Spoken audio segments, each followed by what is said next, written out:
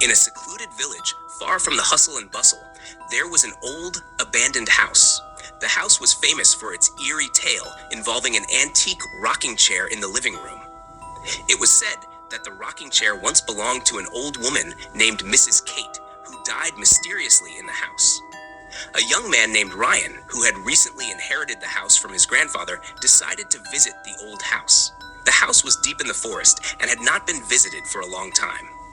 Ryan was curious about his family's inheritance, especially after hearing frightening stories about Mrs. Kate's rocking chair. After a long journey, Ryan finally arrived at the old house. It looked spooky, with peeling paint and broken windows. However, curiosity drove him inside. In the living room, he saw the old rocking chair made of teak with intricate carvings.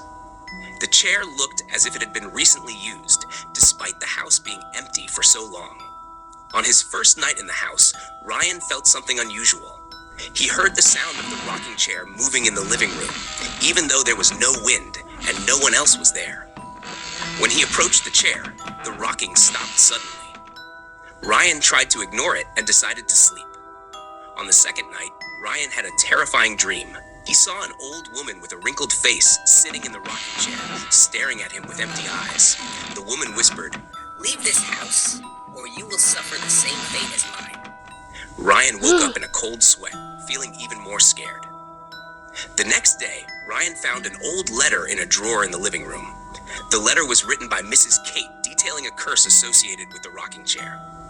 According to the letter, Mrs. Kate had a daughter who died tragically in the chair. Since then, the daughter's spirit was said to always sit in the rocking chair, waiting for someone to free her. Ryan decided to investigate the curse further.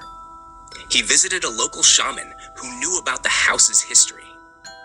The shaman told him that to free the trapped spirit, he needed to perform a special ritual by burning the rocking chair at the place where Mrs. Kate's daughter died.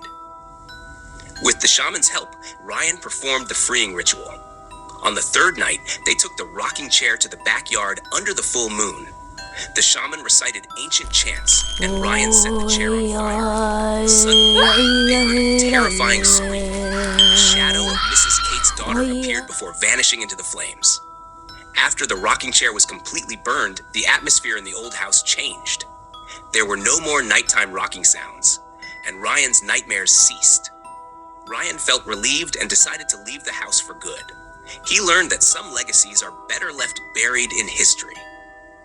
The tale of Mrs. Kate's haunted rocking chair lived on in the village, becoming a legend passed down through generations. The old house now stands abandoned, and no one dares to approach it.